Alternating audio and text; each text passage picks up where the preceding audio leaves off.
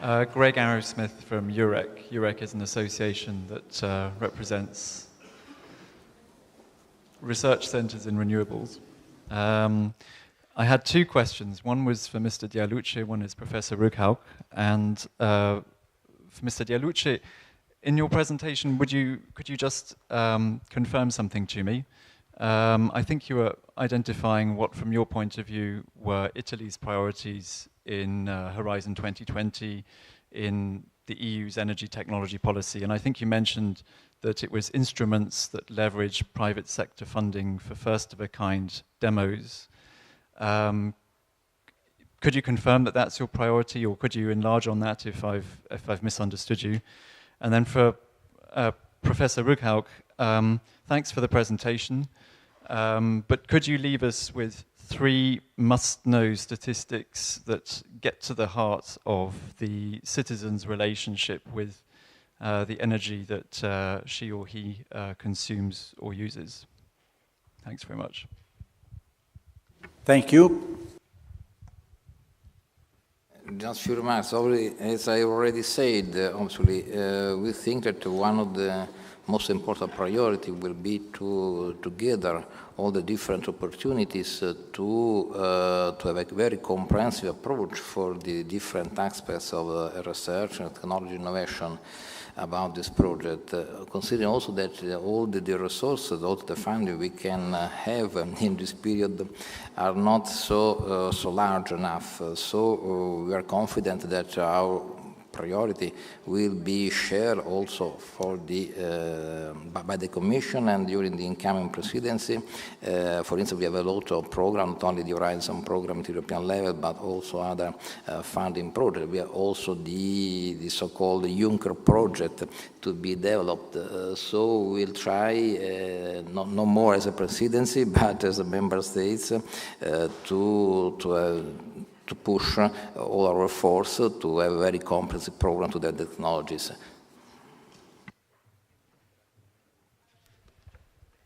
Could you repeat the question, please? I couldn't hear. So. Please. Can you repeat the question? There. Or without the microphone. Actually, it would be better because it's such a... Lì. Sì.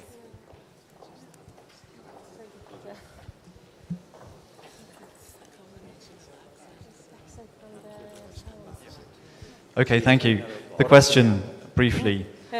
You gave a presentation that contained a lot of rather general points, if I may say, about the citizen's perspective. What I'd be very grateful for are 3 statistics, 3 pieces of quantitative data that describe and that get to the heart of the citizen's relationship with the energy that she or he consumes or uses. Thanks. Well, for instance, you want me to provide 3 statistics in what domain?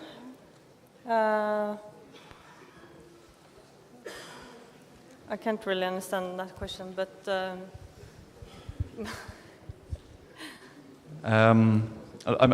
trouble is, I'm not sure how to be clearer myself either. All I'm saying is you gave a presentation, but there were no statistics in the presentation. What I'd really be eager for would be some little bits of quantitative information to illustrate the points that you were making about the citizen's perspective in this debate on energy. Well, most of the research that I base this talk on is not necessarily based on statistics. I could mention there's a huge body of research literature on transition management, where you follow, for instance, innovation, grassroots innovations, and look how solar collectors in Austria, for instance, how these transitions are coming about, what was the motivating factors, etc.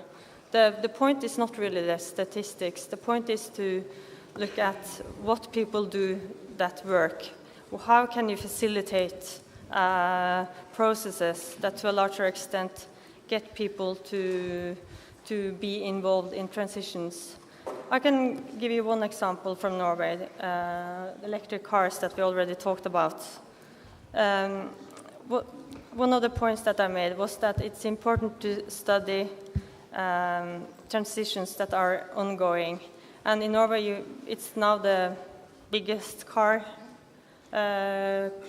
nation in the world, if that counts as statistics, I could say that. Norwegian car, yeah, Tesla is, Norway is the hugest market for Teslas in the world. And the point of this kind of approach is to, for instance, if you look at electric cars, they, when you get ownership to electric car, they make you think differently about energy because it makes visible that energy, the energy resources are limited in a way. And you also get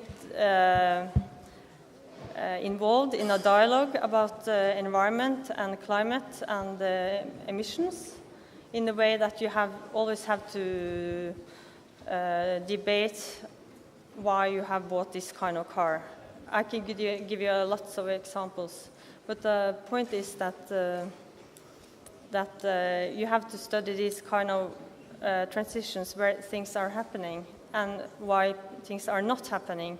And this is not, the point is not to come up with the numbers, it's to come up with the processes. So it's a different perspective, I would say. Thank you. I think the point is clear. There is a question there and the last question here. Yes, Angelo Moreno from Enea, Italy. It's again about public awareness and acceptance. I think that we need some statistics, and also we have to understand the citizens' point of view. I'm part of a project, a European project, dealing with the public awareness and acceptance. I met a lot of people, and they understand global warming, green technology, but they don't understand why they should do this. And you mentioned the NIMBY concept. Then I think that we have to change the approach, and we tried to change.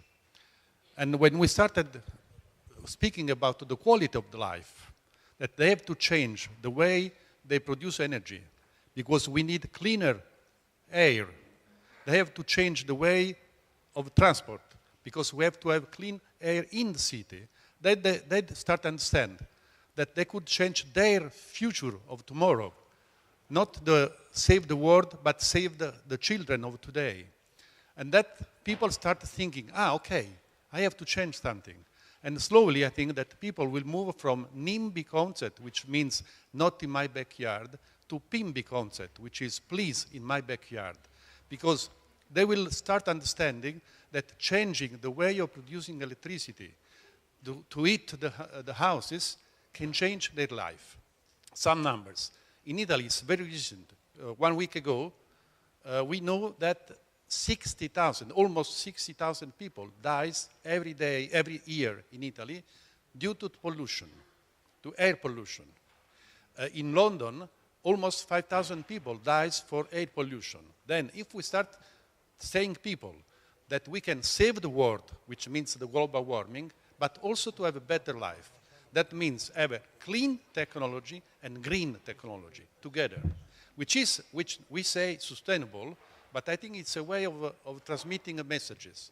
It's much better to say we are working for cleaner technology and greener technology instead of saying just sustainable, because sustainable is a word that we understand among us, but the people, they don't understand.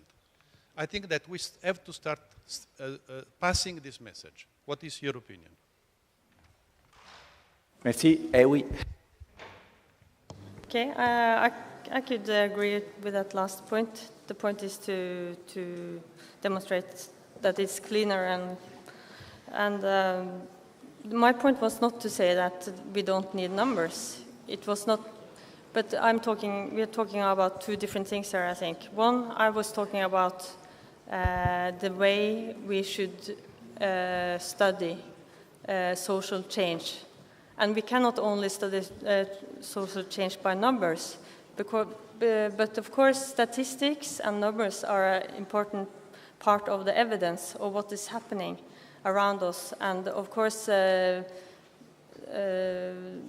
statistics is very important for backing, for instance, regarding climate change. It is of course not something that we could discuss without numbers or statistics, but that is not my point at all. My point is about how do we study how to change society, and we cannot do that by only doing statistical analysis. And